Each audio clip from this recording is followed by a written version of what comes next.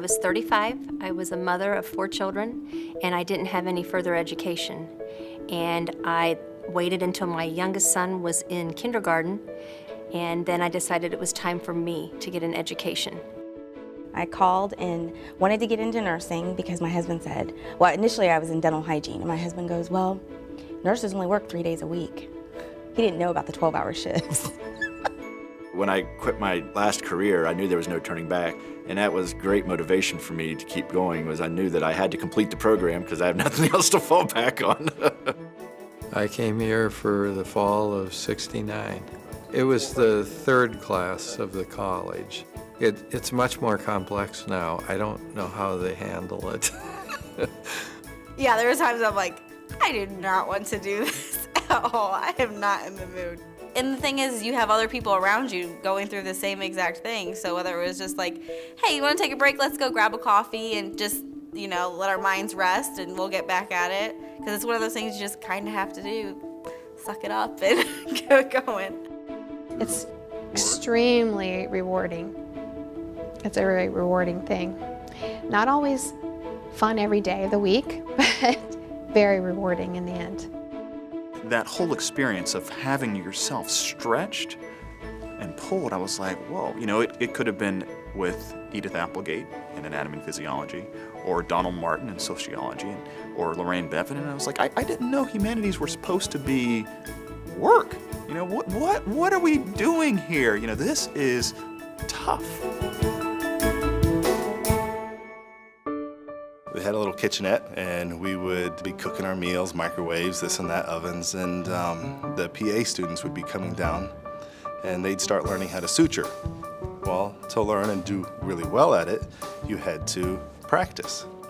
So we'd be cooking our macaroni and cheese, making our lasagna, whatever it was that night, and the PA students would come down with a pig's foot and start suturing on the pig's foot. And it was just kind of, you know, you get used to things going to medical school or, you know, PA school, radiology, ultrasound, that, you know, it's going to be a little different. When patients are in the hospital and they're sick, you don't take them out of the bed to make the bed. You make the bed with them in it, and it's called making an occupied bed. And so I remember the first time they said, we're going to make an occupied bed, and I'm thinking, why would you do that? You know, and now it's second nature. But I'd never even put anybody's shoes on before. You know, I didn't have any children. I was, you know, so yeah, it was a huge, I kind of feel bad for my instructors. I was a huge learning curve for them. You're more than just an instructor when you're an instructor. You're a friend and, you know, sometimes a parent, depending on what, you know, what that student needs right at that moment. So I have a lot of respect for the people that helped me get to where I am today. There's just a difference of heart. When you can truly see that someone genuinely cares in their heart to help you and to want to see you succeed, it's different than just setting a bar and saying, I'd like for you to meet this standard. It's more of, I'd like for you to meet that standard, but let me come beside you and let me help you reach that goal. And that's what every person here at Kettering College does.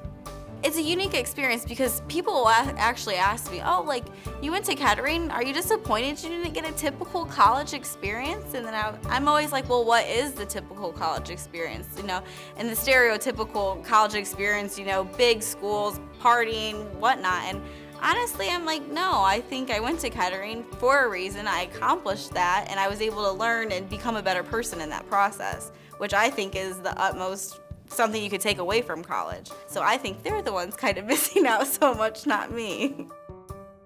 I look back at friendships I had, classmates, study partners, the way we would attack the assignments we had, and I say, man, and I remember even being in medical school and saying, boy, I wish I had the same people I had back then, you know? I wish I had that group because it was awesome. But I have to say, because of going to Kettering, I mean, that was how I got where I am today. So had I not found Kettering College and had I not gone through the PA program, I am the person I am today because I went to Kettering College. students look back at all the hard work they did and say, wow, I'm glad I did that. I've never heard anybody go through the program and say, oh, I wish I hadn't have put all that work into this, because now they have a job, a profession, a calling that is beyond, it's beyond just working in healthcare. It becomes a calling. We're here to serve. That's what my God did. And to be able to return that favor for a family to put a stent in somebody's blood vessel, that heart's beating, living, it's working, the patient's coming back. They're coming back home. But it's not me. I'm a servant. I'm a little man. God's just guiding me and helping me, and I'm learning every day. You know, seeing the little kids and the kids fighting cancer, but that smile, it just, you know, warms your heart. There's nothing like, you know, working with kids and, you know, the outlook that they have, the hope that they have is amazing. And for me personally, you know, being at the bedside, being able to meet those needs is where I find the most fulfillment for myself personally. One of the smallest things, and it's really small, is the satisfaction I get, you know, putting a warm blanket on a patient and seeing them just relax. Seeing that sense of, oh, okay, this feels so good. That for me, you know, seeing that comfort, you know, makes me feel so good. It's one of the things, like, if I need to pick me up, just give someone a warm blanket. You know, I know it's gonna make me feel better. I like the patient contact. The little old men are the best. I love the hugs from the little old men. Just, it's very endearing to be sitting there, and a lot of them will tell you that their wives have just passed away, and I just sit and cry with them. You just get a real connection with your patients. I mean, really, who has something bad to say about a nurse, somebody who comes in there and they care for you when nobody else is there? You know, somebody who lets you throw up on them and they don't hit you, you know, or who will clean up your poop, you know, when your family's like, you know what I mean? Who does that? And, you know, who has anything bad to say about that person? Who's, you know, you dedicate your life to doing this. You know, it's everything you are. You pour it into these patients, and, you know, it's huge. Yeah, I had a patient yesterday, he said, I love you. And I'd only known him for like 5 minutes. You realize that you've been molded into a professional. So when you do pop out the other end, when you pop out at graduation, you're green, yes, but you're prepared. And so when you step out there, you now have the ability to help the students who are coming underneath you. I mean, we're all here. That's what graduation's all about. You have that passion to go out there and help other people, to help serve, be a servant of God's. And it's awesome. Kettering does prepare you for that very well, because you get plenty of clinical opportunities, whether it be in nursing or radiology. You are dealing with patients. You have good role models, and you're ready to go. What helped you the most? I had a good husband, or have a good husband. I know, I'm like, can he get part of this degree? Does he get to stand up there with me? I said I still keep in touch with some of this faculty and staff here, and, you know, several of my classmates. And that's one of the things that I think I take away from here the most, except for, you know, like the education aspects of it, is the long-term friendships that I've developed here. I just felt like the whole Kettering experience taught me about healthcare. It taught me professionalism. It taught me Christian caring. It taught me how the hospital works as a whole. And all of those things together are what makes a successful healthcare professional. I graduated from Kettering College in 1999, and both my daughters have graduated recently, and they're both nurses. And I thought that that's the highest compliment you can pay Kettering, because you always want what's best for your children. So, and they had a great experience here also. You've got the skills. It's a great school. It's giving you the credentials. They don't offer credentials to just anybody. You have to go through and go through your paces. The fact that you made it to the end and didn't give up and didn't let, you know, life intercede, you already have that. You already have that background. Couldn't ask for more.